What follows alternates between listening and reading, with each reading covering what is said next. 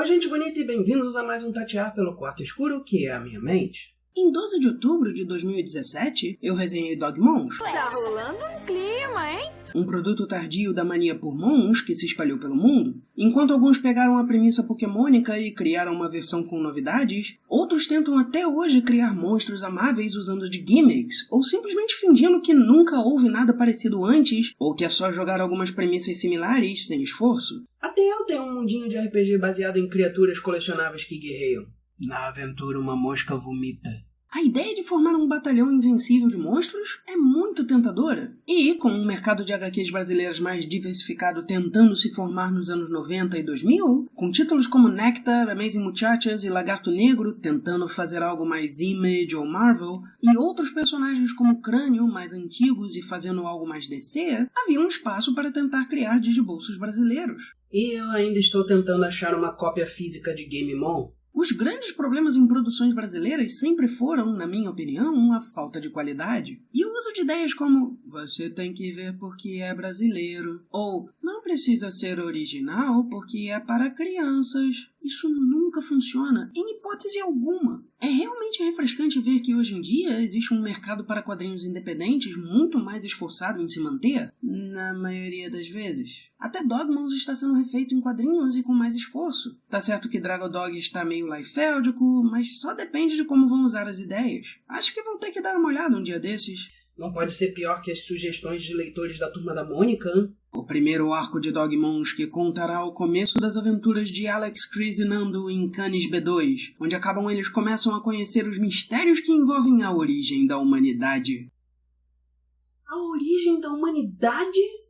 Você vai falar dos Verns criando os monstros que o faraó Yugi teve que aprisionar com a ajuda das pessoas gavião? Ou os aliens implantaram espíritos em vulcões com bombas atômicas que... Não, ninguém acreditaria nisso.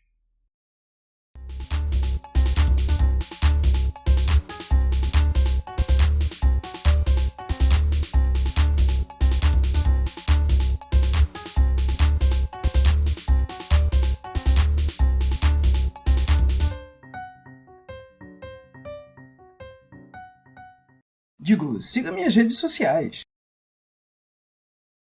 Já na capa, nós podemos ver alguns problemas comuns em revistas da época. Primeiro, temos a influência do mangá não completamente absorvida, com um traço mais perto daquele nos olhos, por exemplo, mas a linha que eles formam meio que flutuando, cabeças maiores e braços mais finos, mas os elementos não se juntam bem, como o Sagitário do He-Man. Parece um pouco com Digimon, personagens no estilo boneco infantil, certamente tendo caracterização em seus detalhes, mas praticamente bonecos de palito sem eles. Aqui, entretanto, temos menos caracterização e o que temos é meio fraco e confuso. O pernambucano tem um óculos de sol na testa o tempo todo, exceto dentro de um carro e num salão de convenções. Fora do sol! E o sul-rio-grandense tem um eterno machucado na cara para ter de usar um band-aid. E ele tem um skate. Ele vai tentar fazer manobras e talvez se estabacar ocasionalmente. Não. A única que se destaca um pouco é a paulista vestida de Urkel, que ao menos se diferencia ao meio dos demais personagens com roupas tão simples, tanto os protagonistas quanto os de fundo, e não é como se ela estivesse vestida assim para ser mudada. E temos... uma índia. Uma índia que não quer saber de conflitos, porque paz, natureza, ser humaninhos. E eu imagino que algumas pessoas vão dizer que isso não pode ser negativo, porque pacifismo não é negativo.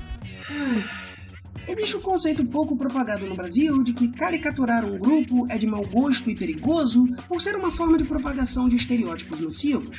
Se você nunca ouviu falar de blackface, bem-vindo à internet! Aproveite os vídeos de gato. Não siga a opinião de ninguém cegamente e nunca faça acordos com esse cara. A Coca-Cola quer sua alma. Esses usos são comumente marcados com face, como blackface, yellowface, whiteface, e podendo se aplicar a qualquer grupo, mesmo que não étnico. Uma crítica muito feita à série The Big Bang Theory é que seria nerdface. Ample hindquarters suggest successful childbearing. My arousal is a classic evolutionary response. E reduziria a cultura nerd da mesma forma que os inúmeros personagens urkélicos antes deles. Não que eu concorde com esse último. Mesmo o caso de Cloud Atlas é complicado e eu definitivamente não acho que Scarlett Johansson não possa fazer um personagem porque ela não é asiática ou não é trans. Há anos estas comunidades brigam para ter mais de sua cultura e história contados, mas agora meia dúzia de imbecil fica gritando "eu não gostei", sem nenhum argumento, e subitamente todo o avanço vai morrendo porque ninguém entende a diferença entre usar e interpretar. Sim, Jay Sherman pode comer camelo, ficar amarelo pros Simpsons e ser um bonecão de Olinda, sim. E enquanto eu não acho que mera maquiagem seja blackface, é raro de nós termos uma representação com isso que não seja baseada em estereótipos.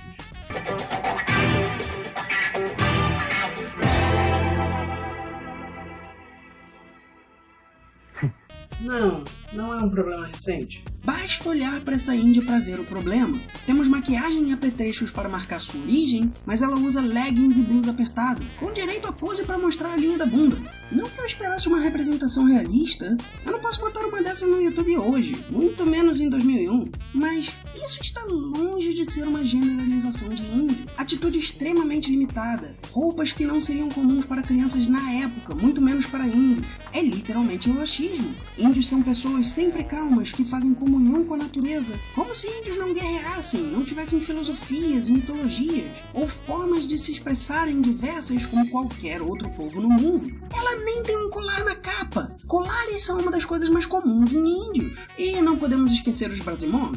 Eu quase esqueci. Temos um caranguejo com pernas meio desconjuntadas, talvez primo do cara de Atlas, um condor genérico com mãos como as de morcego e olhos até os ouvidos, a sobrinha do Gomamon, goma de mascar Mon, pelo menos eles alteraram mais que a cor, e um anquilossauro com poder de desafiar proporções, junto com sua brasa escolhida que está meio que flutuando, talvez porque o sol está explodindo atrás deles.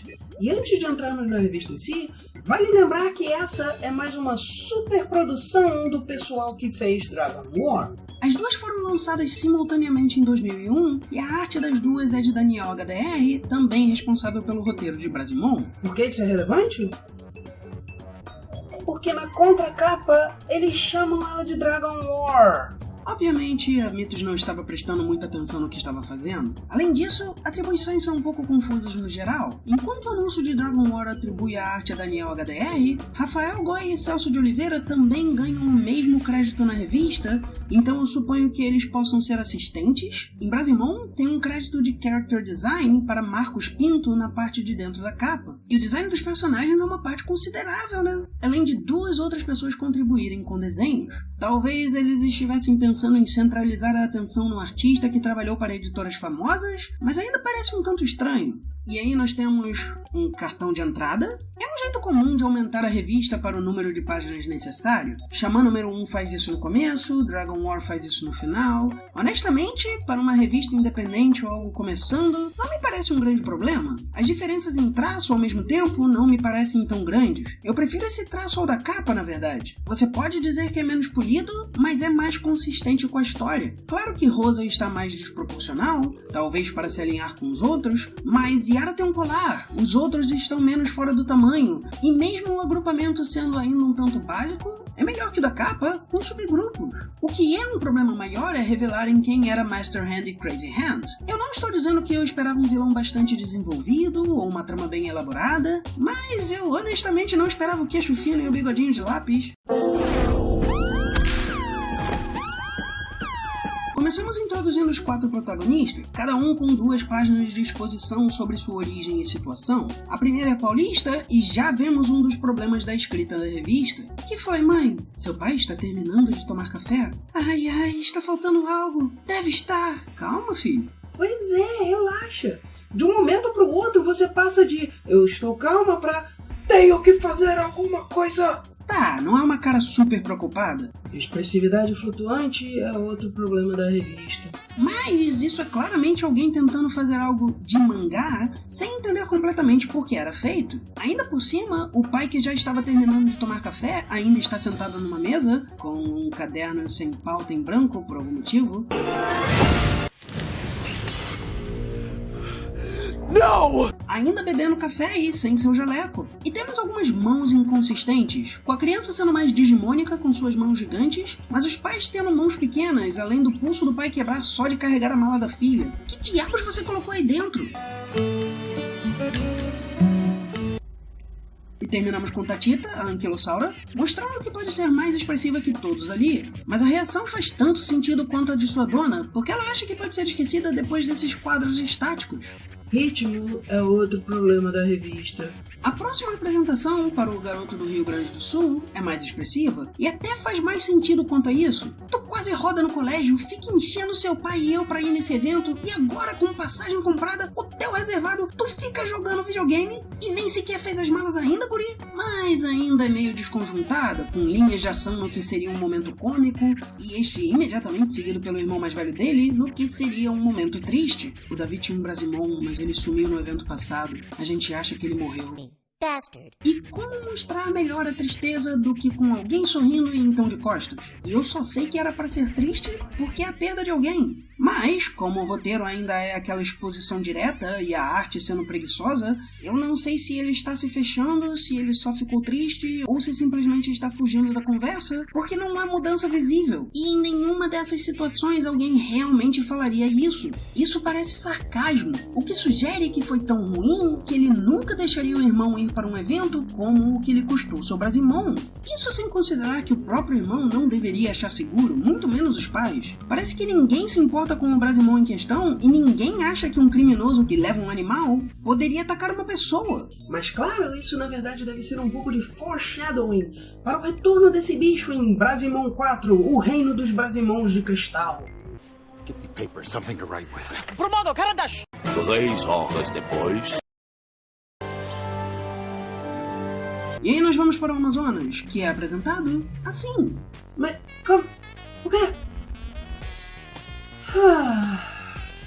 Até agora, não apresentaram nenhuma tecnologia avançada. No resto da revista, não vai haver nenhum outro robô. Isso só tá aqui, do nada, por nada, aspirando a poeira que ela mesma joga pro lado, numa estrada de terra. De qualquer forma, nós somos apresentados à cabeça flutuante de Yara, falando com Rosa e dizendo que seus pais não aceitam competições, então sua avó lhe dá um colar. Quando os espíritos da disputa vinham atormentar os espíritos da compaixão, Índios e portugueses travaram a Guerra de Manaus entre 1723 e 1728. Sério? Como diabos você confunde isso com isso? E espíritos? Não podia ser Tupã? Eu sei muito pouco, mas a mitologia tupi-guarani já era conhecida quando eu estava na escola no século passado. E por fim, vemos mais um pouco de tecnologia solta em um Audi RSQ que está levando o pernambucano para o aeroporto. A primeira convenção do meu filho. Tô muito orgulhoso. Claro, orgulhoso. Com seus olhos felizes e suas sobrancelhas irritadas e atentas. Você e o Lango se prepararam bem para as disputas, imagino. Calma, não precisa exclamar seu Roxane ali. Pera, Lango? A ilha dos Lango-Lango é em Pernambuco? Eu só tenho pena desse bicho. Meio vesgo, eternamente corcunda e aparentando ser um fã do Cameo. O que importa é que tô indo pra me dar bem com a mulherada. Cara, você tem o quê? 12 anos? Mesmo que seja 14, é meio cedo pra ele ter experiência, você não acha? E aí, vemos a Mundimon Con 2001 em um painel de 2 páginas com ilustres participantes como Lara Croft, Porco Rosso, Tartaruga Cécio, Ryu, Vega, Bison, Bart Simpson, um proto-herculoide, Indiana Jones apontando para um crocodilo vesgo do lado do garoto do Danoninho Ice, Jesse, os Saltomi, Vegeta e até o próprio Ash, Satoshi Ketchumall e a Misty vieram ver o mais fantástico dos Brasimons, Quiosque de Vacamon. Um dia ela será minha. E o que é um Mundimon? Deve ser um Brasimon de fora do Brasil? Todos sabem que o Brasil não faz parte do mundo. As próximas 2 páginas são 4 painéis com os Bras escolhidos. E é a primeira coisa positiva que eu posso dizer dessa revista. Eles não interagem, estão em posições diferentes, e meio que você pode ver que eles se encaixam como um grupo mesmo antes de se encontrarem, além de eles serem apresentados na mesma ordem. Então a aproximação dos 4 é mostrada de forma sutil. O conteúdo ainda é bem vazio, tipo, por que uma banca só venderia comida e outra só bebidas. Assumindo que MVA e Zoom não sejam literalmente os únicos produtos nessas barracas. A diagramação tem tanto momentos ruins, como alguns balões em posição estranha, e momentos bons, como cantos pequenos para localizações nas apresentações, por exemplo. É realmente algo notável em uma revista que não parece ter nenhuma chance de ser boa. Vale notar também que neste mundo não só Dragon War existe, também tem uma versão de Megami-sama, Harry Potter, e o Piccolo é parte de Retro City. Não foi isso que eu quis dizer. E que Lango, arregalando os olhos, é um tanto perturbador. Cara, não seja um Pepe Le Pew. Ninguém gosta de gente assim.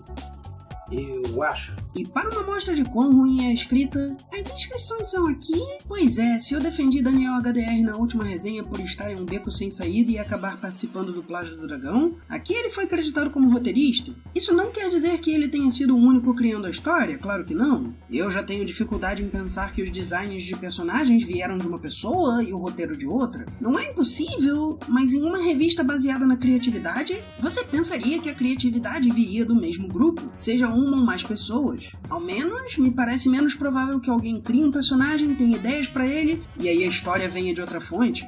Então você resolveu sair do mato, menina? E trouxe essa coisa com você? É o Boitatá! Não, é só que a Índia, que teria sido criada sem conflitos, tem uma arqui-inimiga. Veio inscrever seu bichinho? Pois eu acho que ele é muito sem graça, e no meio de tantos outros tão mais valiosos. Ainda mais que eu tenho a minha querida Kyuri concorrendo. E ela é prima da cobra do Voldemort, sabia?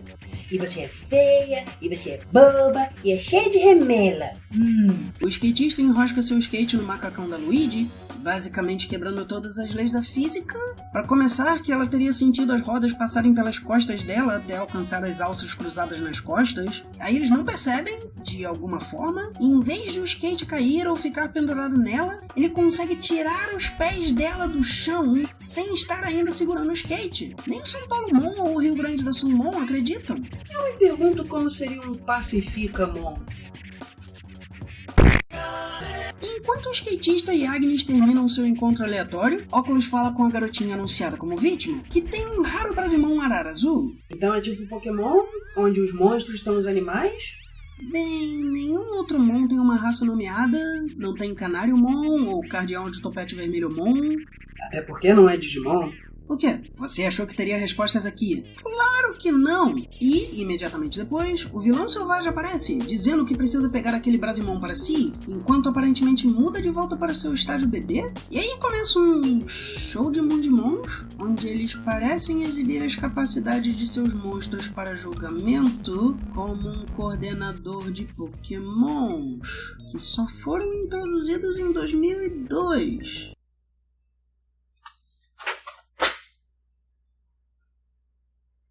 Brasimon de 2001. Eles introduziram exibições antes de Pokémon? Ah, e temos um Cebolinha crescido, claramente antes de se tornar um déspota, uma juíza um pouco risonha demais. A vida foi boa pra mim. E uma apresentadora de roupas curtas que está aí à toa. Por que existe uma apresentadora com microfone? Porque é anime, claro. Mostrar a diversidade do mundo? Não, pra quê? Bom, os quatro se apresentam um pro outro porque tá no roteiro. E, enquanto eles falam um com o outro e olham pra apresentação, o vilão, muito mais que óbvio, rouba o arara azul. Sério, ele tem até o queixo, o bigode e o cabelo. Achei que ficaria mais distinto. E, por algum motivo, as suas mãos sombrias parecem vir da frente da carioca, mas estão invertidas como se viessem de trás dela. Depois de uma amostra de um pássaro com rabo de zoque, a menina diz que foi roubada e 3 deles decidem ajudá-la, porque senão não tem revista. E se tivesse sido eu, o Brasimon roubado? Eles decidem que precisam de uma visão aérea e Quero Quero vai para o estágio 3. Explicação? Explicação. Primeiro, eles montam no pássaro gigante e dizem que, pelo que a garota falou, estamos na direção em que o carro seguiu, vamos ficar de olho em um Jeep. Não, ela não disse nada de direção. Aí, depois de uma implicância entre Oculus e Urkel pelos cabelos um do outro, eles mostram que a carioca está ali e perguntam se ela pode reconhecer o carro. Yep. A coerência não dura uma página. Eles chegam a uma prisão onde vários Brasimon de Sopamons estão presos. Eu me pergunto como seria um Sopamon. Inclusive tem um gato da época do Tommon com o olho flutuando, um Cacomon, do lado de um Biomon que teve as penas mais coloridas arrancadas. Não me admira que ele esteja fazendo aquela cara. Você não entende? Eu vi coisas como um Tiger, um monstro canino com nome de felino. Na verdade, o nome japonês é Raiga. Essa foi uma piada obscura. Fique agora com uma piada nonsense. O skatista vê um brasimão parecido com seu irmão e, acredite você, temos uma outra espécie, um búgio. Mas eles são interrompidos, enquanto não fazem nada, por 4 mestres rancheiros brás escolhidos do mal. E começam as batalhas. Kellogg's toca quero-quero enquanto seu dono diz que teve um brasimão parecido, mas era fraco e desistiu dele. Psst. É você mesmo, você. Eu acho que ele é malvado. E o oponente ser gaúcho parece ter alguma relevância, por algum motivo. Eu nem sei como você sabe de onde ele é. Eles já se conheciam? Bom, quero vai para o nível 2. E se eu soubesse o que era isso, talvez fizesse a diferença. E se fosse um esforço, não seria nível 3 mais apropriado, já que já vimos que ele chega lá, o que quer que lá seja. E aí ele, o inimigo, vai querer um franguinho assado? Um pouco cruel, não acha? If you hit a bird with a brick, it'll stop moving. E, para surpresa de todos, além de coordenadores antes de Pokémon, Yara tem uma história. Nadia diz que seu irmão não é mais o mesmo por causa de Yara e que seu pai quer aquelas terras há tempos. Não é bem apresentado, são 2 quadros apenas. Enquanto a apresentação dos personagens principais leva 2 páginas e não tem conteúdo, isto poderia ter sido uma história inteira. Um tanto padrão e clichê, mas uma história. Boitatamon agarra goma de mascarmon. Temos muito em comum, Rosa. Nenhuma de nós entende como funcionam os peixes marchantes. Mas vamos ver qual de nós aguenta mais não respirar. Ironicamente, é o Nosepass. Respirando ou não, Curia, tanto eu quanto você precisamos continuar escutando, não? Nós 2 somos anfíbios, mas o ritmo vai te pegar. Eu não sei o que... Um perfeito exemplo desse Red Face. Boto Cor-de-Rosamon faz um esforço para tentar fingir que atacar seria ser pacifista, não importa o quão fora do contexto ou da realidade fique. Dependendo da versão, Botos afagam suas vítimas ou hipnotizam mulheres para transar com elas. Mas não pode ficar pior, né? De novo, hein? Só que dessa vez não tem mulher na jogada, rapaz. Inocente. Lhe falta ódio. Você achou que ele era só um garoto fascinado por meninas, daqueles que falam muito, mas talvez nunca tivesse se envolvido com uma? Não! A revista sugere que ele já pensa em garotas há tempos e já se envolveu em brigas por isso. Makes my testicles wanna drop. Seu criador ainda não o ensinou a usar garras direito? O seu professor ensinou você como lutar com uma lança? Isso serve pra você também, Chico. Pra quem você vai se mostrar, hein? Ele não só pensa em meninas há tempos, ele usa seu Pernambucomon para impressionar meninos. Em um mundo repleto de rancheiros de município-mons. Talvez seja só um insulto, mas também sugere que eles poderiam se sentir mal com isso, ou seja, é baseado em um problema real. E como isso funcionaria? Não tem nenhuma indicação de que Lango seria raro, então não é como um carro caro. Não tem nenhum momento em que ele trata o Lango de forma especial, então não é como um cachorro. Qual o apelo? Não importa, nós temos mais insanidade a caminho. Scopy, picada! Só pra humilhar, Scop? Deve ser uma humilhação se você consegue envenenar sem quebrar a casca do caranguejo. Isso é um nível de preguiça tão alto. O veneno não é mostrado, mas a picada não quebra a casca. O ideal seria a picada acertar em uma parte desprotegida. Isso até implicaria que esse adversário é hábil. Mas não. Como podemos mostrar violência em uma batalha? Você poderia pôr líquido e sugerir que é absorvido pela casca. Você poderia rachar um pouco a casca e sugerir que acertou o animal embaixo do exoesqueleto. Mas desse jeito, você está dizendo que Ripley saiu com aquele robô e... Ah, sem contar que... Lango, não durma, não! Porque veneno, sonífero e paralisia, tudo a mesma coisa. Quick, get around Panacea. E isso tudo não importa, porque as regras que nunca foram explicadas vão ser usadas de novo. Estágio 3, Lango! Vamos neutralizar o efeito do veneno, agora! E Crab vira um Crawdaunt, magicamente não tendo mais problemas de saúde. Quem não sabe usar as garras aqui? Eu que diga. Como isso consegue dar um uppercut? Ao mudar de estágio, o veneno em Lango perdeu o efeito. Entenderam, crianças? Ficou claro bastante? Existem status, mas eles não funcionam se você digievoluir seu Telefang. E Brasimons e Mundimons têm estágios mais fortes. E a ordem de um Tele-escolhido pode transformar um Tamagotchi se ele estiver com lealdade alto bastante, mesmo que o cartão tenha sido inventado logo antes da luta. Pode estar caído que vai se levantar. A Dog Força vai digifundir você e tirar especificamente o que for ruim, porque... You always win when you are good. A garota do Karate Kid 4, como a única que pode ser inteligente, começa a gritar para sua dinossauro que nunca foi encontrada no Brasimon ir para o estágio 3. Mas ela está com medo, correndo de Arnold dos Tiny Toons. E... tô com medo, Julia. Isso deve ser o único quadro engraçado aqui. E eu acho que é por puro acidente. Esse bicho parece legitimamente Chibi. O cachorro parece um exagero que poderia ser visto em desenho animado. Se isso não estava claro, um dos grandes problemas de produtos brasileiros como esse é que as coisas não são levadas a sério. Tudo é desenvolvido o bastante para você ter um rascunho e parece que o resto é resolvido na hora. Isso não estaria ruim se fosse a primeira versão? Alguém que visse isso escrito provavelmente diria: você não precisa de 2 páginas para essas introduções? Você pretende ter algo mais aqui? Se não, faça em um e use o espaço para as batalhas. Elas podem ser mais interessantes. E aliás, Tatita dos Três Titânicos tem 5 pernas nesse quadro. Eu esqueci mais de uma vez que era pra ela ter 6 pernas, mas eu nunca achei que faltavam pernas até agora, nem que ela não dobrava os joelhos. É tão estranho ver alguém desenhar 6 joelhos e nunca dobrá-los. Deixe de ser medrosa.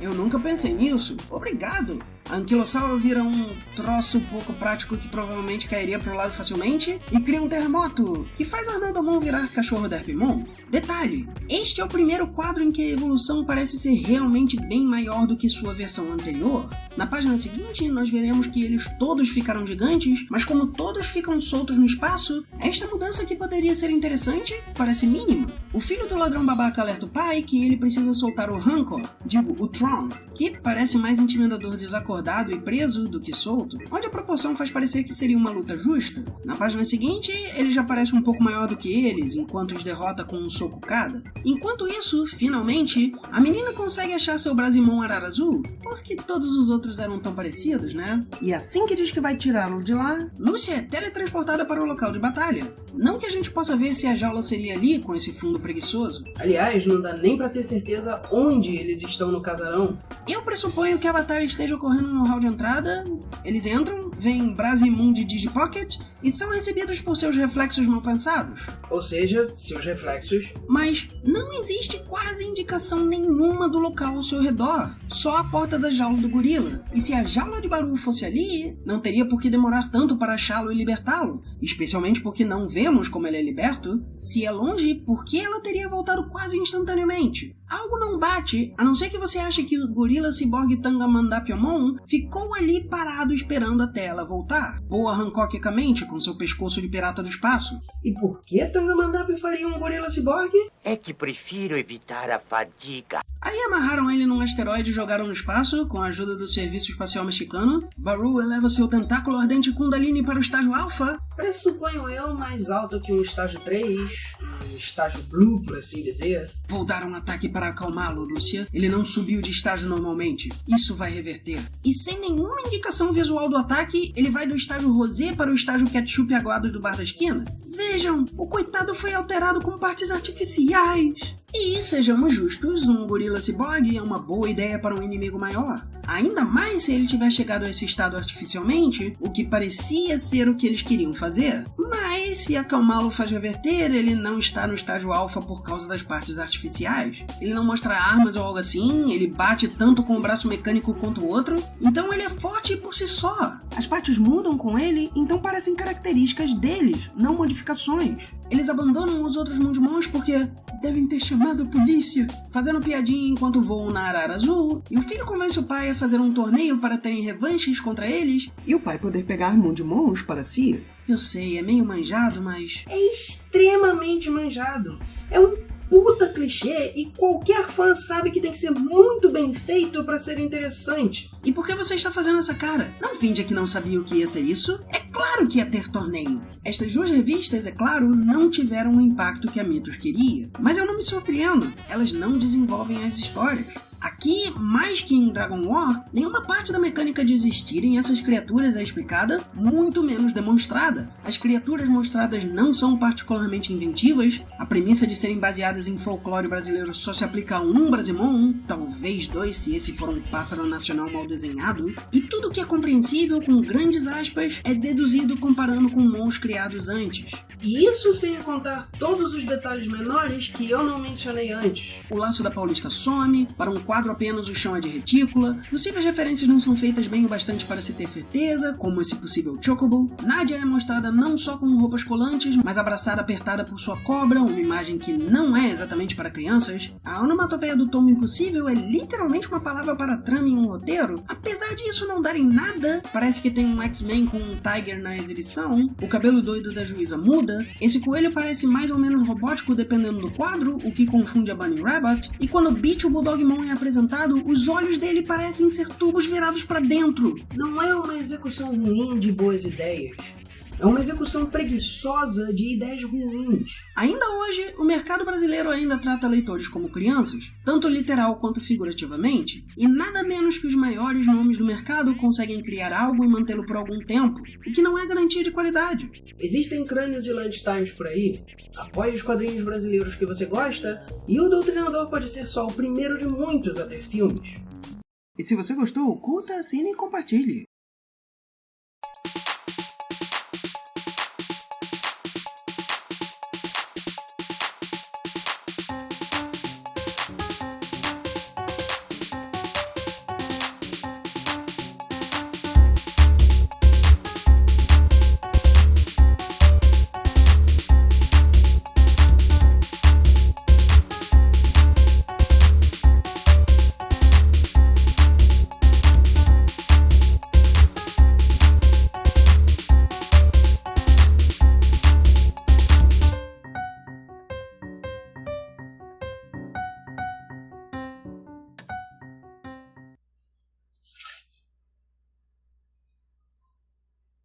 Brasimon de 2001.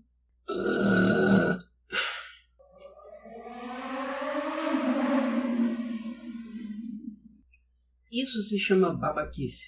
Até eu tenho um mundinho de RPG baseado em criaturas colecionáveis de gay. Se você nunca ouviu falar de Blackface, bem-vindo à internet! Aproveite os...